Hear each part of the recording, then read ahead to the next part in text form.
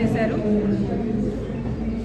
Congress party Vizag steel గురించి చిల్లర రాజకీయాలు చేస్తుంది అని హెచ్డి కుమారస్వామి గారు ఉక్కు శాఖ మంత్రి ఒక స్టేట్మెంట్ చేశారు.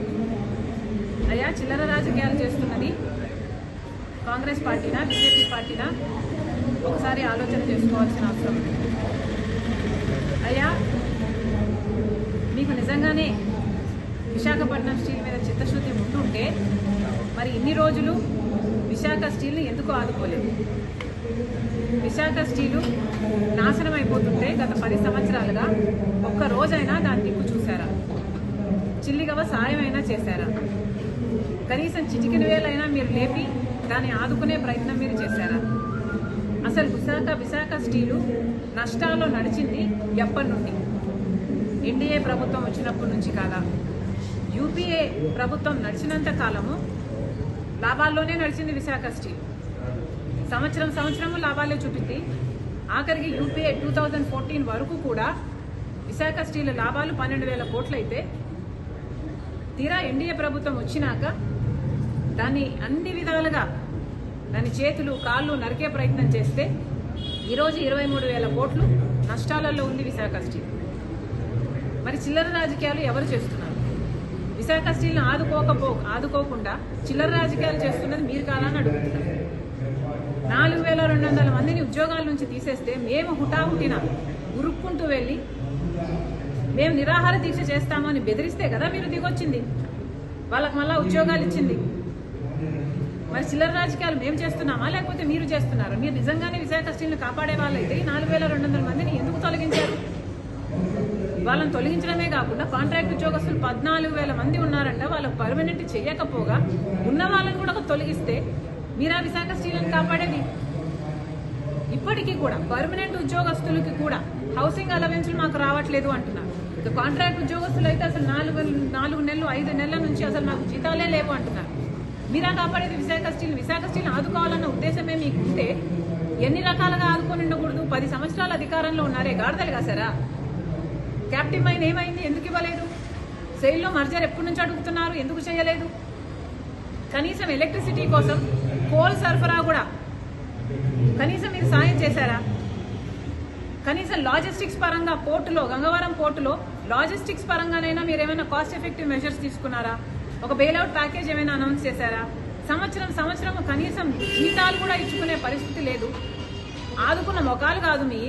ఈరోజు మేము చిల్లర రాజకీయాలు చేశామని మాట్లాడుతున్నారా? సిగ్గుండాలి. రాహుల్ గాంధీ గారి గురించి మాట్లాడుతున్నారు అంటే ఈరోజు ఒక్కసారి పవన్ కళ్యాణ్ గారు మీరు ఒక్కసారి పరిశీలన చేసుకొని చూసుకోవాలి. అధికారం వచ్చిన తర్వాత మీ వేషం మారిపోయింది, మీ భాష మారిపోయింది. ఎందుకో అని అడుగుతున్నాం. ఎందుకు ఇంత రాజకీయం అని అడుగుతున్నాం. ఉన్నతమైన హోదాలో ఉన్నారు మీరు, బాధ్యత కలిగిన డిప్యూటీ చీఫ్ మినిస్టర్గా ఉన్నారు మీరు. మీ హోదాలో మీరు అన్ని వర్గాలకు మీరు న్యాయం చేయాల్సిన అవసరం ఉంది. అన్ని మతాలను సమానంగా చూడాల్సిన అవసరం ఉంది. అలాంటి మీరు ఈరోజు ఒక మతమే ముఖ్యము అన్నట్టు మీరు వ్యవహరిస్తున్నారే, ఇదేమైనా పద్ధతిగా ఉందా? డిప్యూటీ చీఫ్ మినిస్టర్గా ఉన్న మీరు ఈరోజు మీరు ఒక మతానికి చెందిన వేషాన్ని వేసుకొని, ఆ బట్టలు వేసుకొని మీరు అఫీషియల్ డ్యూటీస్ చేస్తుంటే మిగతా మతాల వాళ్ళకి అభద్రతా భావం కలగదా? ఏం ఆలోచిస్తున్నారు సార్? అసలు జనసేన పార్టీ అన్నది ఒక సెక్యులర్ పార్టీ అన్న ఉద్దేశం ఉండేది మాకు. కానీ ఈరోజు అర్థమవుతుంది ఇది కూడా ఒక రైటిస్ట్ పార్టీ అని. ఏం అవసరం అని అడుగుతున్నాం. అసలు ఆర్ఎస్ఎస్ సిద్ధాంతం కదా ఇది. మతం అడ్డు పెట్టుకొని రాజకీయాలు చేయడం అన్నది ఆర్ఎస్ఎస్ సిద్ధాంతం.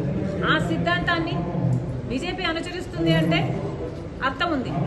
మీరెందుకు ఆ సిద్ధాంతాన్ని ఎత్తుకున్నారు? మీరు కూడా బీజేపీ లాగా ఏమైనా ఆర్ఎస్ఎస్ మీరు కూడా ఏజెంటా, డబుల్ ఏజెంటా? మోడీ డైరెక్షన్ లో కదా జరుగుతున్నది యాక్టింగ్ అంతా. మోడీ గారు డైరెక్ట్ చేస్తున్నారు, పవన్ కళ్యాణ్ గారు యాక్టర్ గా మారారు. ఎందుకని అడుగుతున్నాం.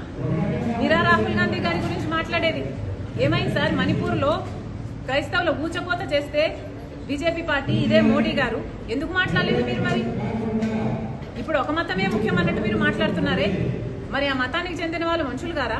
ఆ మతానికి చెందిన వాళ్ళు మీకు ఓట్లు వేయలేదా?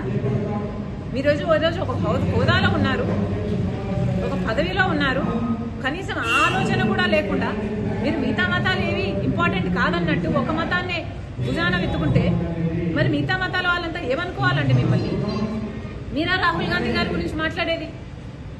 ఒక పక్క ఊచకోత జరుగుతుంటే ఇంకో పక్క రాహుల్ గాంధీ గారు బీజేపీ పార్టీ మణిపూర్లో ఊచకోత చేస్తుంటే, గౌతరాలైనా మణిపూర్ అయినా దీనికి అంతటికీ కారణం బీజేపీ పార్టీ కాదా?